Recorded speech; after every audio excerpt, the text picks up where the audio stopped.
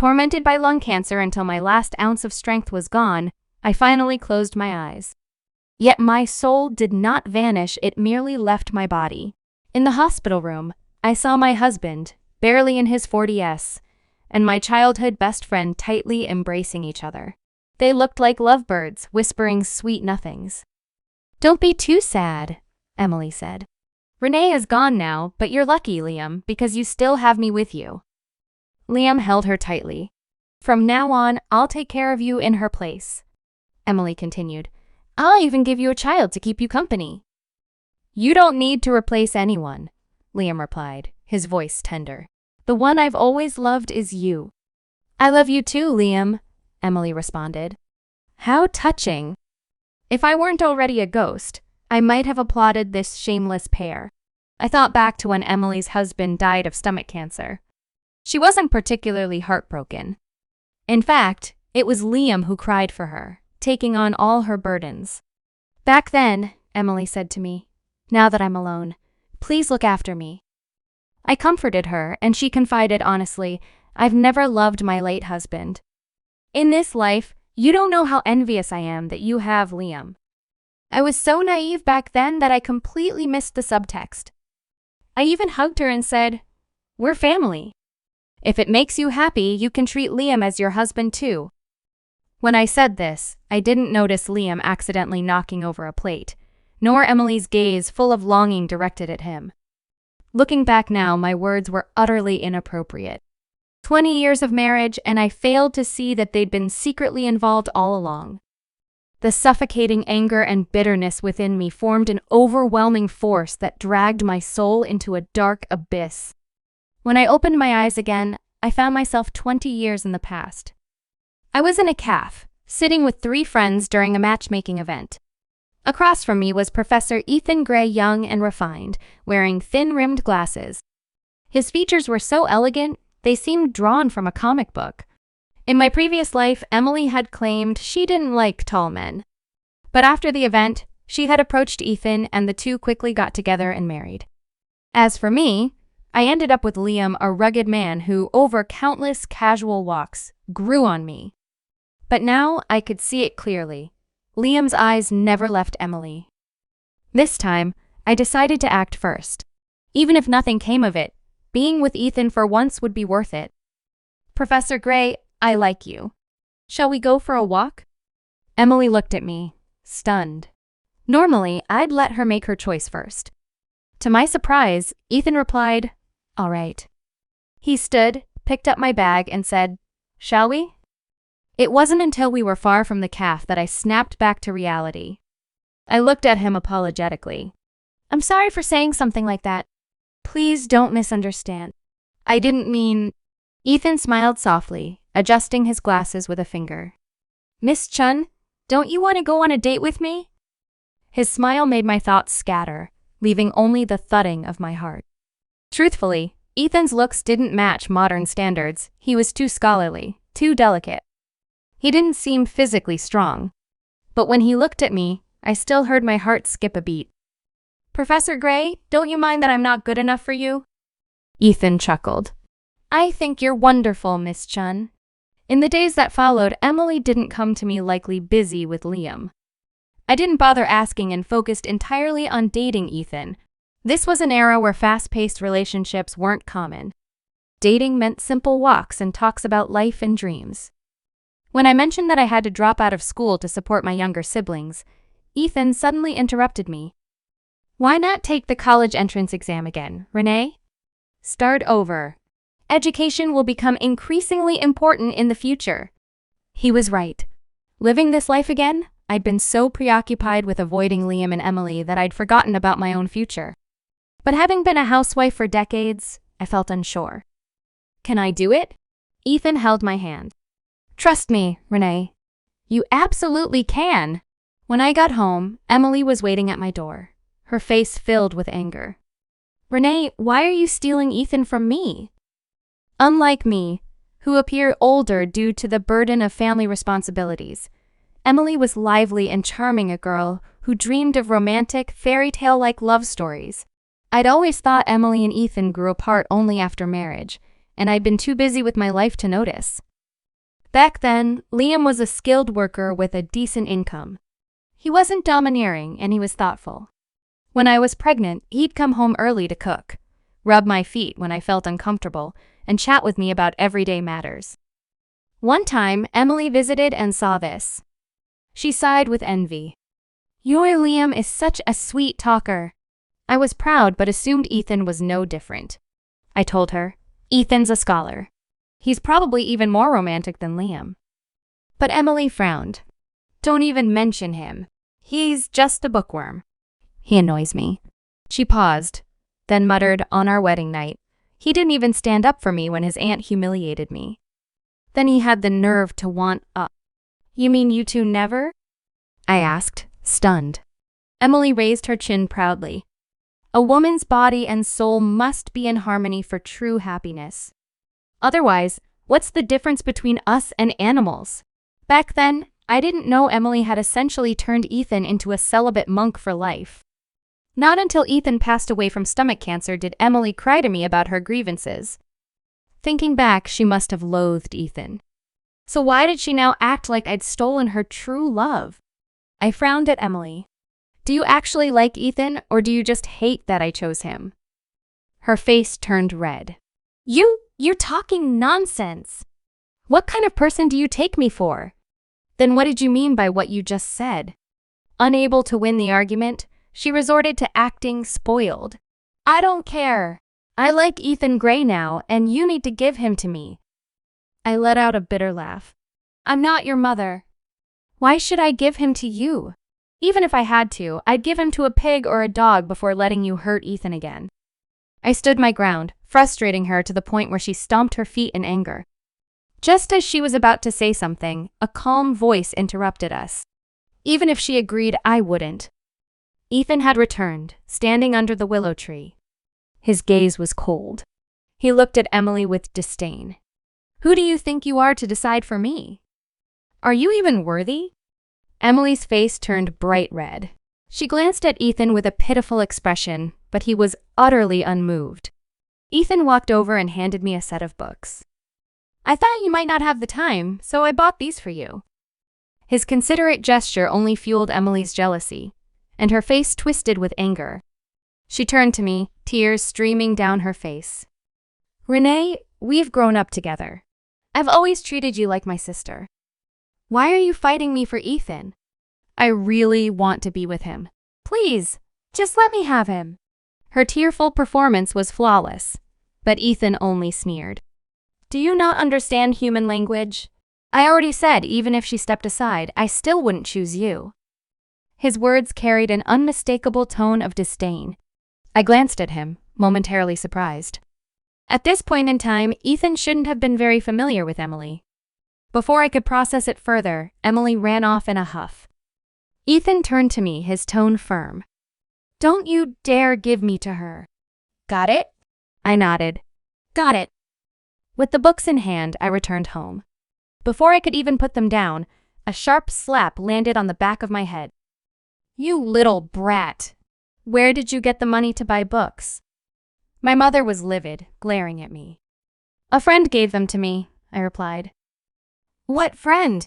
Don't lie to me. Did you steal money from the house?" Her expression grew darker. "Are you insane? That money was for your brother's nutrition. I was going to make him a good meal on his rare day off, and you wasted it on books." In the chaos, I couldn't explain myself. I only remember showing up the next day with a bruised face, which Ethan immediately noticed. He looked genuinely concerned. "Sorry," I mumbled. "The books you bought were returned by my mom." His expression turned stormy. "Don't worry. I'll pay you back for the money." "I don't care about the money," he said, saying no more. That evening, Ethan showed up at our door with several bags of fruit. I don't know what he said to my mother, but after he left, her demeanor changed completely. "Wow, I didn't expect my daughter to nag a teacher." "Renee, don't forget to look after your brother when you're successful in the future," she said, beaming as she headed to the kitchen. I didn't respond. My mind was set I'd leave as soon as I got into college. Ethan and I got married shortly after. The fruit he brought that day was actually part of his proposal. Though the wedding was rushed, all the proper traditions were observed. I even sent invitations to Emily and Liam, but neither of them showed up. During the tea ceremony, Ethan's mother suddenly asked me to kowtow to their ancestors. My heart skipped a beat, remembering Emily's complaints about her own wedding. Still, I obediently knelt and bowed 3 times, hitting my head so hard it turned red. Ethan's mother burst out laughing and quickly helped me up, placing a jade bracelet on my wrist. Our family isn't wealthy, but this heirloom is yours now. So this was the so-called humiliation Emily had mentioned? Looking at the vibrant green jade bracelet, my emotions were conflicted. Ethan held my hand and said softly, "Mom's giving it to you. Just take it." After the wedding, the guests left, and the house fell silent. Sitting on the wooden bed, I felt an unfamiliar shyness. It was ironic. After my miscarriage in my previous life, Liam rarely touched me again. On the rare occasions he did, he would light a cigarette and smoke in silence afterward. It wasn't until after my death that I learned the miscarriage had been caused by the blood-thinning medicine Emily had given me. Ethan walked in after his shower, wearing his pajamas and holding a towel. He gently dried my hands, his lips flushed from the alcohol he had consumed. "What are you thinking about? Are you scared of me?" he asked softly. I shook my head, pushing aside the complicated emotions. No children meant fewer attachments. "I'm more afraid of losing control," I replied with a smile. Ethan chuckled and handed me a towel. "The hot water's ready. Go take a bath." Blushing, I headed to the bathroom. Halfway through my bath, the lights suddenly went out. Startled, I stood up just as Ethan entered, holding a candle. His voice was husky as he spoke. "My wife is full of surprises." What followed was natural and intense. His passion overwhelmed me, leaving me utterly spent. When the lights flickered back on, Ethan's dark eyes locked onto mine as if I were his entire world. In my previous life, I hadn't spent much time with Ethan. I only remembered him as cold and aloof. Emily often complained that he was always busy with work, frequently staying overnight at the university. He had climbed the ranks from teacher to professor, giving all his earnings to Emily, while she spent her days shopping and drinking coffee. He only owned 2 worn-out suits until his death. Thinking about it now, my chest ached with sorrow. Ethan noticed my mood and leaned closer. "Renee, what's wrong? Did I do something wrong?" I hugged him tightly. "You're perfect. From now on, I'll treat you the way you deserve, Ethan." He kissed me, murmuring something softly. But by the time I tried to listen closely, only a sigh remained. The next day, it was perfectly reasonable that I couldn't get out of bed. Blushing, I clumsily climbed out of the covers, only to be pulled back by Ethan. "Where are you going so early?" he asked, holding me tightly. "I need to make breakfast," I mumbled. After holding me in his arms for a while, he finally got out of bed. "You were too tired last night. Sleep a little longer." "I'll handle it." Watching his back, covered with faint red marks, I buried my face in the blanket, cheeks burning. Perhaps marrying Ethan wasn't such a bad thing after all. Living in sweet harmony with Ethan made me almost forget about Emily until the day Liam suddenly showed up. To be honest, across both lifetimes, I rarely got angry at Liam. In the previous life, he had been a decent husband, a responsible father. Apart from not loving me, he didn't really do anything wrong. But when he confronted me saying I should return Ethan to Emily, I couldn't hold back my anger. A deep, seething hatred surged within me. "And what about me?" I snapped. Startled by the venom in my own voice, Liam opened his mouth but only managed a faint chuckle. After a moment, he declared, "I'll marry you." His tone firmed. "You should divorce him." "I'll marry you." I laughed bitterly. "And then what?" "Then we'll live a good life together," he replied. After a pause, he added, "Don't worry. I won't look down on you for being divorced." If God could grant me X-ray vision, I bet my brain at that moment was filled with enough question marks to shatter the ceiling. Disbelieving, I stared at him. "Do you really think you're better than Ethan? Why should I choose you?" Without hesitation, he blurted out, "Because you owe Emily." What nonsense is this? Emily liked Ethan first. She's your friend. How could you steal someone from her? She cries at home every day and is sick now. If anything happens to her, you'll be the sinner. I was now convinced both Liam and Emily had some serious issues. One loved to take things that didn't belong to them, while the other was obsessed with self-sacrifice and moral superiority. Taking a deep breath, I suppressed my anger. Leave now, or I swear I'll beat you to death. Liam, you and Emily are a perfect match. The two of you should be locked together for life and stop bothering others. Kicking him out, I laughed loudly as he tripped and fell flat on his face on the way out. Acting like a shrew felt surprisingly satisfying. Turning around, I froze. Ethan was standing at the door holding a box of pastries, silently watching me. Oh no. Had he heard everything I said just now?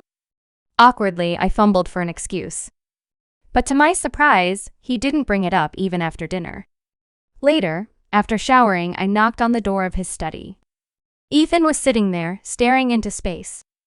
When he saw me, he waved me over. As soon as I got close, he pulled me into his arms, burying his head against my chest. Renee, I want to confirm something. What is it? Let's talk, but no hitting, okay? He murmured into my ear, before biting my earlobe playfully. The words he said next made my mind spin. But in a flash of realization, I widened my eyes. Ethan cupped my mouth quickly. Quiet. My parents are asleep. My heart raced so fast I felt dizzy. Tentatively, I asked, do you also? He nodded, his gaze intense. Yes. I've been reborn too. No wonder. No wonder he agreed to my proposal so quickly that day. No wonder he harbored a mysterious hostility toward Emily. No wonder he encouraged me to take the college entrance exams. I was so overwhelmed with relief, I almost cried. That's amazing, truly amazing. The tragic downfall of a once proud man had always been a lingering regret in my heart, a bitter injustice. But now the heavens had given Ethan a second chance. I leaned into his embrace and slowly wrapped my arms around him. He hugged me tightly, carrying me to the bedroom, where we lay closely together. His arms felt safe and steady, making me feel at peace. After a while, I asked the question that had been bothering me. What really happened between you and Emily in the past? Emily had told me many stories about Ethan, how cold, quiet, and arrogant he was, and how difficult his personality had been. I'd always assumed these traits were the reason they didn't get along. But Ethan's response surprised me. She tricked me into marrying her from the start, he said. At first, I thought she genuinely liked me, but on our wedding night, she refused to be with me and cried, saying my mother had humiliated her with a bracelet. I explained countless times that my mother didn't mean it that way, but she wouldn't listen. Later, I begged her for peace, but she deliberately humiliated me in front of others. When she got cancer, she admitted she had regretted marrying me early on, but she couldn't bear to lose me as her husband, so she kept me tied to her, wasting my life. Even after I died, she wouldn't let me go. While my body was still in the mortuary, she clung to Liam, crying and kissing him, telling him how much she despised me for ever loving her. Ethan's tone was calm, like he was recounting someone else's story. But I knew he was just as heartbroken as I was. I patted his shoulder gently. Stop. I know. I know everything. That's why I cherished him even more. Ethan kissed my forehead softly and said, By the way, I saw something that day. What was it? I asked, propping myself up. Instead of answering, he cupped my chin and kissed me deeply. You used a handkerchief to cover the hole in my shirt. I remember. I recalled seeing Ethan in my past life, lying in his coffin having died from cancer. Unlike other cancer patients, he looked as if he had merely fallen asleep. Just a while away, Emily was complaining to someone, saying, He's so selfish, leaving me a widow at such a young age. My life is so hard. Seeing the man in the coffin, even his shirt had a hole in it, and my chest felt tight with grief. This man, he was excellent in every way. Yet his marriage was miserable, and he lived a lonely life. But his wife, Emily, was my best friend, so I couldn't say anything. Taking out a handkerchief I always carried with me, I folded it neatly and tucked it into his shirt, giving him at least a final shred of dignity. Recalling that moment, Ethan's voice caught as he held me tighter and deepened the kiss. Overcome with emotion, tears spilled from his eyes. "Renee, thank goodness I have you this time. Let's live a good life together." His solemn promise was suddenly followed by a cheesy comment, and I couldn't help laughing. "Your jokes are so outdated. You even throw in sound effects." On her wedding day, Emily wore a red dress, her expression unreadable. Liam, on the other hand, was beaming, drinking, and laughing from table to table. When he drunkenly tried to hold Emily's hand, she slyly avoided him. Watching this, I couldn't quite describe how I felt. The banquet lasted until late afternoon. Ethan came to pick me up after class, looking dashing in a new shirt and trousers I had bought him. I couldn't resist planting a kiss on his cheek as I climbed onto his bicycle. I accidentally locked eyes with Emily, who had been watching us. She caught sight of Ethan, and a flicker of astonishment crossed her face. Ethan, however, kept his gaze on me, smiling as he adjusted my pant leg. "Let's go," he said. A few days later, Emily showed up at my door, shuffling awkwardly. She apologized. "Renee, I was wrong. Please don't ignore me." I said nothing, merely letting her in for a short chat. After that, it was as if our quarrels had never happened. Emily began visiting frequently, sometimes staying until dinner. On one such visit, she glanced at the door and asked, "Is Ethan still at work? He's really busy, huh?" In truth, Ethan had been staying late at school for a week to avoid her, but I didn't expose her. Smiling faintly, I replied, "He's been busy lately and comes home late." Emily's face fell slightly, but I asked pointedly, "Shouldn't Liam be home soon? Don't you need to cook for him?" She pursed her lips. "He can just grab something himself. He comes home reeking every day and still expects to be served like a king." Dream on. I simply smiled and saw her out. Shortly after, Ethan returned, frowning slightly. "When are you going to cut ties with her?" "I've been stuck at school all week just to avoid her. I miss you." These days, Ethan resembled a mischievous cat, affectionate and clingy in private, with love confessions so cheesy they made me blush. Pushing him away lightly, I teased after my exams. "And when your teaching license arrives, we'll move to the city. It's better than causing tension with the neighbors here." Ethan kissed me softly. "All right. I'll listen to my wife." Despite his efforts to avoid her, Emily eventually caught Ethan at home. It was a rare weekend, and early in the morning, she knocked on the door. When she stepped inside and saw Ethan sitting on the couch, her face turned red as she hurried over. "Mr. Ethan, what are you doing here?" she asked coyly. Ethan glanced at me in the kitchen and instinctively shifted away from her. Emily didn't seem to notice and sat down right next to him. "I heard you're a teacher. There are some words in my books I don't understand. Can you teach me?" Her low-cut dress revealed far too much, and Ethan's expression darkened. With a cold laugh, he stood up. "Emily, please respect yourself. My wife is in the kitchen." Without another word, he walked away, leaving Emily blinking back tears of embarrassment. She turned and met my calm gaze, guilt flashing across her face. "Renee, you're done?" she stammered. "Yes," I replied, just in time to see this little show. "I don't know what you're talking about," Emily said, feigning innocence and changing the subject. "You have so many books here." "Are they Ethan's?" "No, they're mine.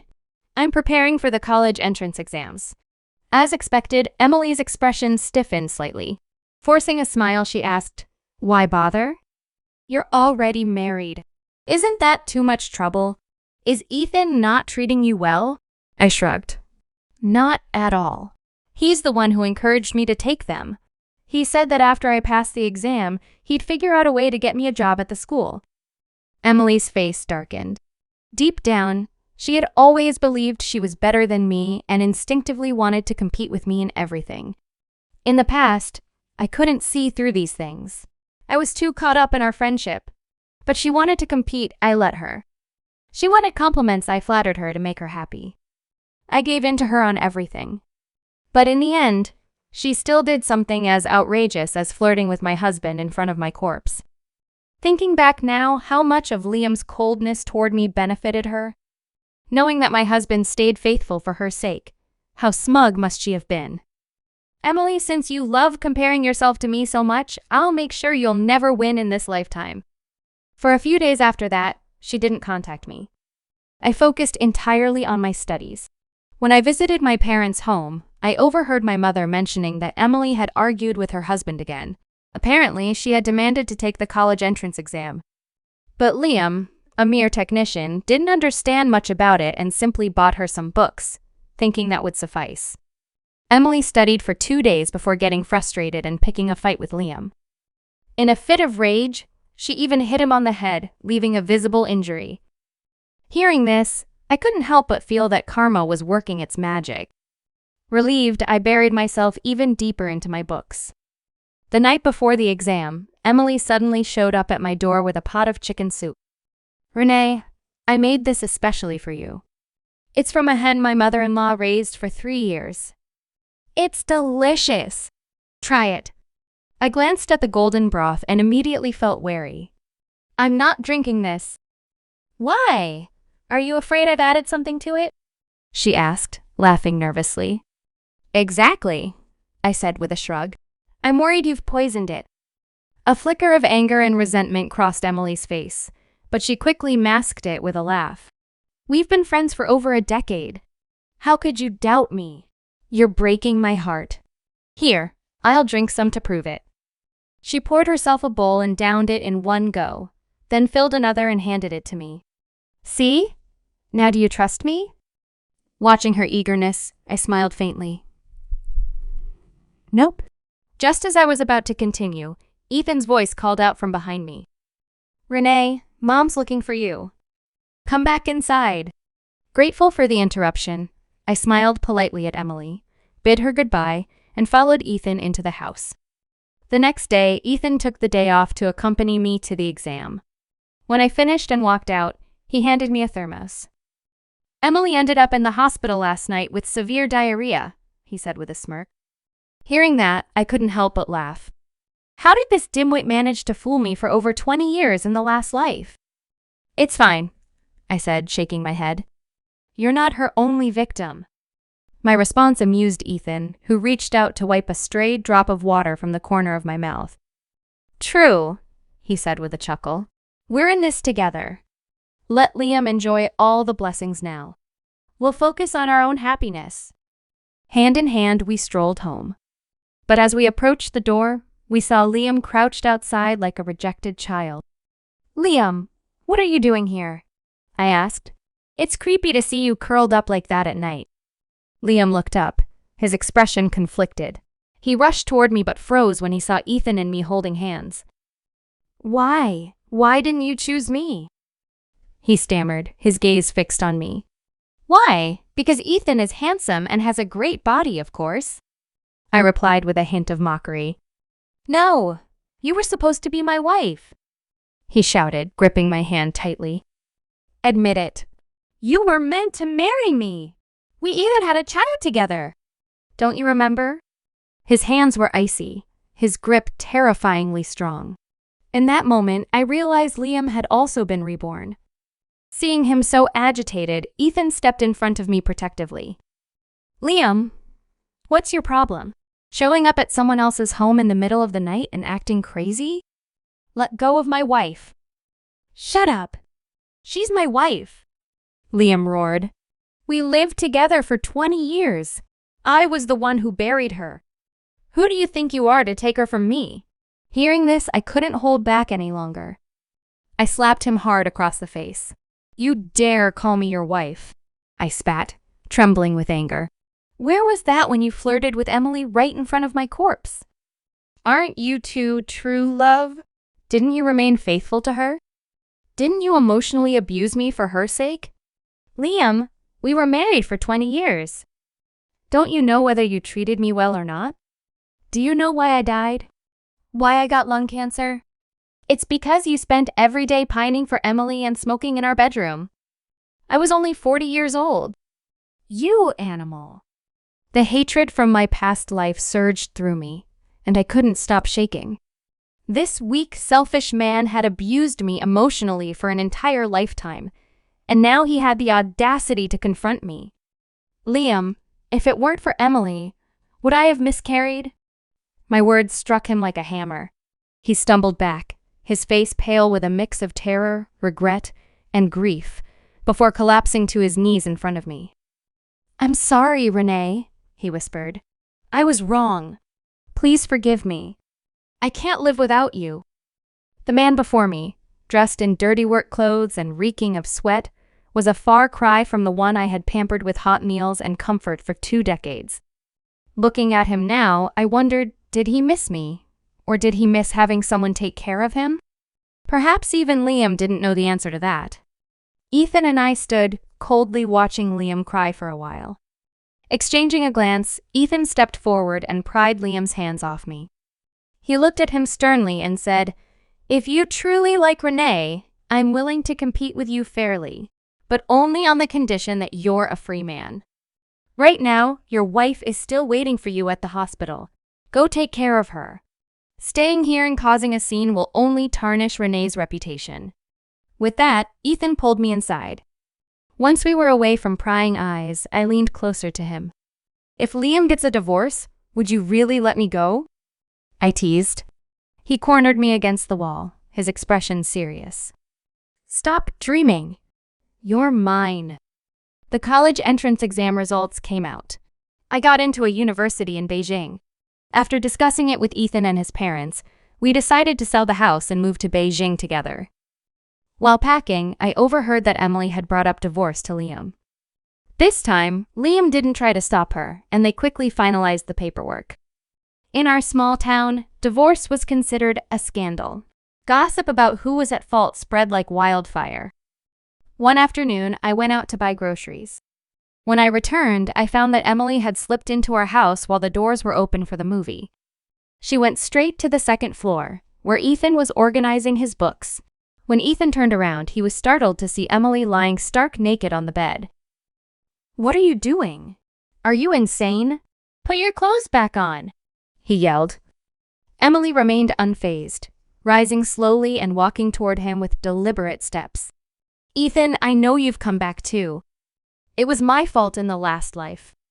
I shouldn't have ignored you," she said. She was dolled up, her hair styled and her figure confident. As she closed in, her eyes were seductive and alluring. In her mind, men could always be charmed with sweet talk and physical allure. That's how she'd captivated Liam so completely in the last life. Surely this reserved professor would be no exception. But she underestimated Ethan's self-respect and principles as a man. His expression darkened and he bolted downstairs. Running into the street, he shouted, "Whose pig wandered into my house? Come take it back." It was evening, and neighbors were gathered outside chatting. Curious, they all rushed inside to see what was happening. Emily, caught off guard, didn't have time to fully dress and was exposed in front of everyone. When I returned with groceries, I heard the commotion and saw Emily, wrapped in a blanket, storming out of the house. As she brushed past me, she shot me a venomous glare. I immediately guessed what had happened and instinctively looked for Ethan. He was leaning casually against the wall, arms crossed, watching me. Amidst the bustling crowd, our eyes met. His lips curved into a faint smile as he silently mouthed, "Come here." I squeezed through the crowd to stand beside him. As the neighbors dispersed, they commented on Emily's pale legs and figure. But I paid no attention, lost in the warmth of Ethan's gaze. He took my hand and planted a light kiss on it. "Honey, I've avenged you today. This fool," he said. I laughed and ruffled his hair. Our virtuous Mr. Ethan so composed. "You've done well. Then you better reward me properly tonight," he teased. The gossip spread like wildfire. Soon, the whole town was laughing at Emily's misfortune. Her parents, humiliated, locked her inside and beat her severely. My mom told me her father accidentally scarred Emily's face with a stick, leaving a permanent mark. I got into a university in Beijing, and Ethan was admitted to the same school. I studied literature while he majored in computer science. After graduation, he stayed on for his PhD while I joined a promising startup. In our first year post-graduation, we bought our first home and brought Ethan's parents to live with us. It was a spacious 4-bedroom apartment, comfortable for everyone. 2 years later, Ethan became a professor at the university, and we saved up to buy a small apartment as an investment. During this time, I became pregnant, and Ethan took a long leave to stay home and care for me. His parents, still active in their professional lives despite their age, moved to their workplace housing to give us space. Ethan and I lived a peaceful, happy life. To make up for the regrets of our past life, I loved buying him clothes, dressing him sharply so his students would admire him. Ethan didn't mind letting me have my fun. Once I was satisfied, he'd use it as leverage to tease me in return. Both of us had succumbed to cancer in our previous lives, so we made it a point to get annual checkups. Thankfully, we were in excellent health. I knew my lung cancer had been caused by secondhand smoke, but I never understood why Ethan had developed cancer until a doctor explained that prolonged stress could lead to gastrointestinal issues. Holding me close, Ethan said, "Maybe it's because I'm so happy in this life that my stomach's doing great." Still, I set strict dietary rules for him. 5 years into our marriage, our love hadn't faded, but had only grown stronger.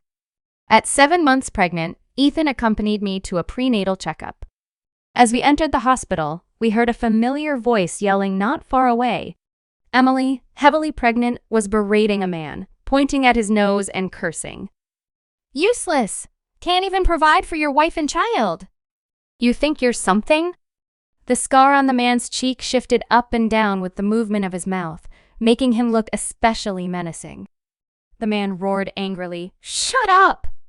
If it wasn't for you insisting I quit my job and move to the city, would I have gotten into that car accident? Would I have ended up disabled? Now I've lost my hand. I can't find a job, and you have the nerve to despise me?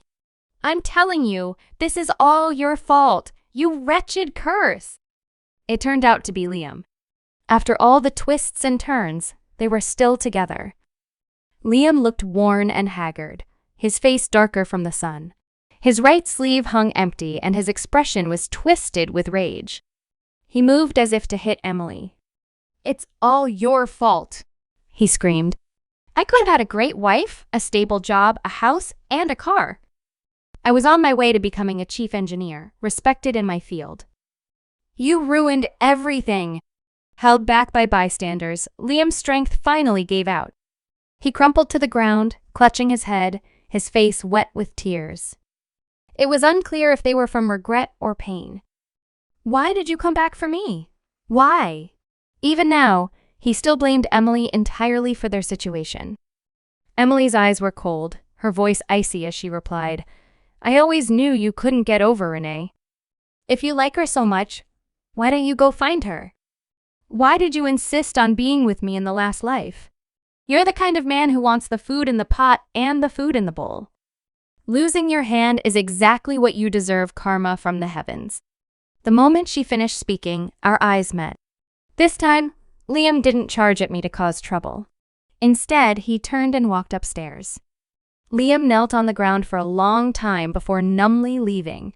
Ethan and I exchanged a glance, silently agreeing to act as if nothing had happened. After finishing the prenatal checkup, Ethan held me close as we descended the stairs. "Wife? Whom?" "I'm so glad I have you."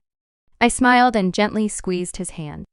"Husband, I'm glad I have you too." I knew that, like me, he was momentarily lost in thought after witnessing that scene. Two people who had been lonely and broken in another life were now given a second chance. With love and a child on the way, wasn't it like a dream? As if trying to reassure each other, we held hands tightly, warmth flowing between us, our hearts finally settling. Just as we stepped out of the hospital doors, a loud crash shattered the calm. "Someone jumped! Quick, call a doctor. This person is bleeding so much. Is it because life was too hard to bear without a left hand? Where's his family? Who knows?" Out of the corner of my eye, I glimpsed a familiar brown figure, but Ethan and I tacitly agreed not to turn around. We walked to the parking lot where Ethan opened the passenger door for me. He buckled my seatbelt, kissed me, and draped a blanket over my legs. "Let's go home, wife." "Okay. All right. Let's go." "Baby, we're going home for dinner." Behind us, one white-clad doctor after another rushed out. Whether the person lived or died, we would never know. As we drove away, Emily, also heavily pregnant, ran past us toward the commotion. The car pulled further and further away. In the end, we were never meant to be on the same path.